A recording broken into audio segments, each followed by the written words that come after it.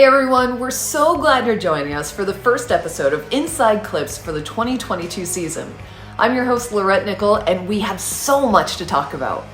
The streets of Long Beach return to the schedule as the series opener after last year it was held as round 7 in September.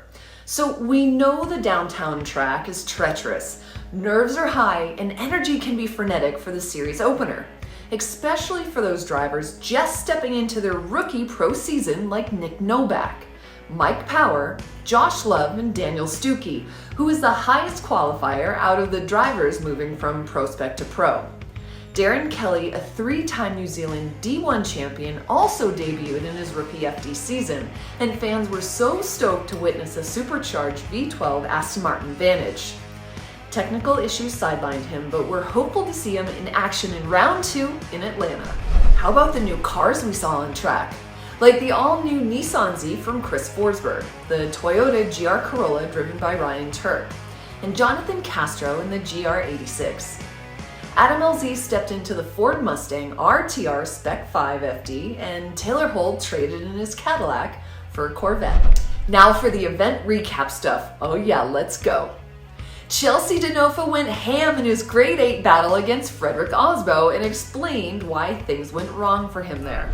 We've been having a couple issues all day, fighting RPM limitations, and we knew we could kind of get by, and then we got to the point where we ran Mohan and it was getting worse. Like, we needed more wheel speed, but the motor wouldn't create it. So we re-geared the car, reset the suspension, changed the power. Ray got in there and tuned a bunch. So it was kind of like okay, we got Osbo, we got to go for it.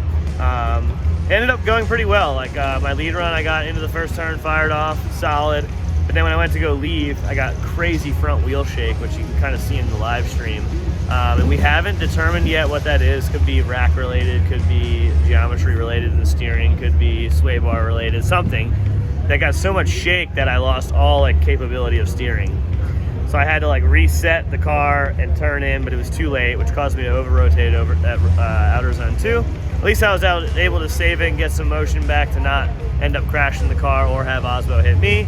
And then obviously in the chase, we just had to go for the gusto, and I adored him the entire time. Did everything we needed to do, and then got to the last turn, the car just shut off and died on me. But that didn't cause us to lose anyway. It was basically based off my lead run being incomplete, I imagine, and it just didn't work out. But rough weekend in terms of mechanicals, but we have things to work on, and also I haven't lost because of a mechanical in a really long time, so I can live with it every once in a while. It's not my fault. With an incredible smile that couldn't be wiped off his face, Rome Charpentier had an awesome and eventful weekend where he was called up and celebrated on the podium with this new award called the Performance of the Night Award. Why? I think we're just charging hard, pushing it. This is our first time in grade 8. It was insane, and we went 3 one-more-time battles with Stuckey. Then went hard with Odie, but the car ended up breaking. We ended up going to the wall. The knuckle, the stock OEM, BMW knuckle broke. We think it cracked when we got hit by Stukes. And all I did was once we initiated and I loaded weight on that knuckle again, the knuckle broke off the car and went through the rim, locked up the rim, snapped the rotor off, and then we just slid at the wall. And at that point, I was just along for the ride. The always sincere and genuine Oribaci finished 3rd, and although he didn't meet a personal goal he was charging after, he was still very appreciative of his team's effort. You know, I'm proud of my team, I'm proud of myself, but we were pushing for that #1 spot because I was trying to basically get the #1 spot at Long Beach 3 times in a row. I think 2019, then we took a break, and then last year I got first place here. So it would have been so sweet to get it 3 times in a row. I'll take getting on the podium 3 times in a row, and I'm very proud of my team. You know, proud of just where we've gone. We added more power in the off season. I'm very much forward to unleashing that on faster tracks like in Atlanta at round 2. Matt Field was 2nd overall after getting 2 bye runs, leading him into the grade 8, which saw him battle and secure a win over Dylan Hughes. He then moved on to the final 4 to face Frederick Osbo. With the biggest talking point of the weekend, on the live stream during the winners' interviews, you can hear what Matt had to say about the contact he had with Osbo during his lead run. You can find the clips on YouTube. With me, he discussed the mindset that he and the team had coming into Long Beach, and Matt said this. We came off the trailer ready to win. That was my mindset. There was no, let's step into it, let's take it easy. Like, no, it was like, we want to be this close at media day, and we want to be this close in qualifying, and every run ever since then. And I think we executed on that perfectly. It's unfortunate that I didn't get any battles, which I feel like probably made my follow run not all it could have been with Dylan. It was close with him, it really was. But I think it's a testament to the team and my mental ability right now to be able to like go through such a weird event, but still be able to consistently make good runs. And that's been something that I've been working with hugely. So I hope to continue it on. I mean, it's not a bad place to be sitting. I left Atlanta last year sitting second. We had a hell of a season, so we'll see what happens. We know Formula Drift is a game of inches, and Frederick Osbo knew that Matt Field had a rocket ship of a car and suffocated him in the Final Four battle. Osbo didn't leave Field enough room to transition, and the two sustained contact, which we saw Matt slam into the wall afterwards. Osbo immediately turned around on the track and apologized to Matt, owning the situation.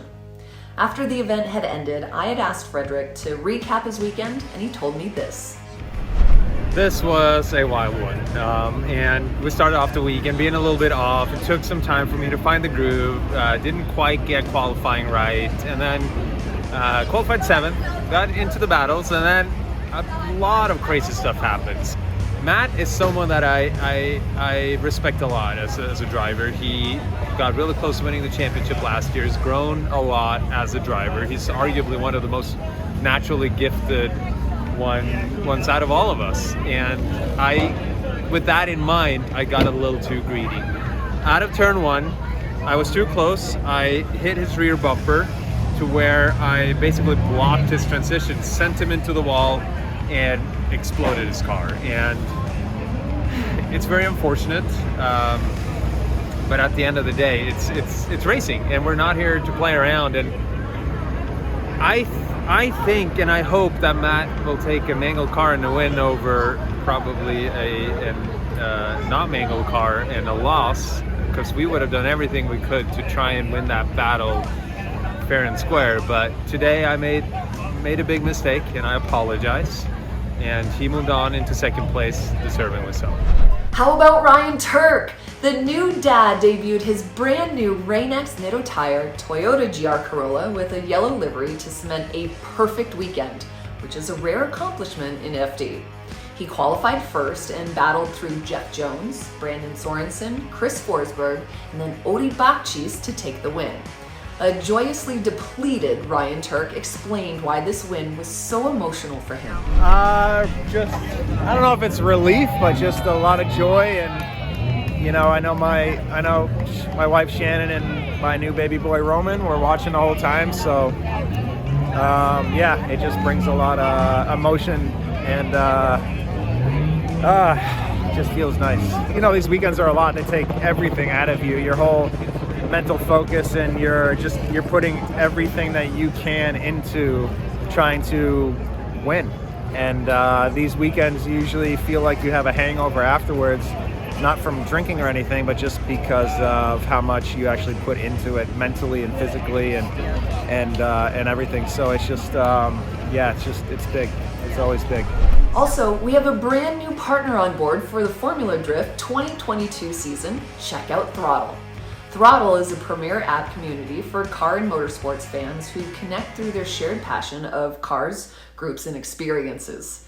Join the Formula Drift group in Throttle to post about your FD experiences and explore exclusive behind-the-scenes content all season long. Link is in the description to download. Finally, president and co-founder Ryan Sage was thrilled that the 19th season of Formula Drift kicked off in Long Beach with the biggest turnout we've ever had there, and he said this. Oh man, unbelievable. I don't think that word could be too overused, but you know, to get here in the morning to see all these fans that have been waiting for us to come back to Long Beach in April for basically 2 years and just blow over the expectations was incredible. And the drivers, even though that many of them were kind of getting down to the last minute, they looked like 19-year veterans out on course, including the pro spec guys that came up and the rookies. So, you know, really excited about the overall turnout. Congratulations to the top 3. Brian Turk has worked really, really hard for this. And we had a slightly anticlimactic final, but the entire event was just a win. Okay, gang, thank you so much for joining us here at Inside Clips. We'll see you next time.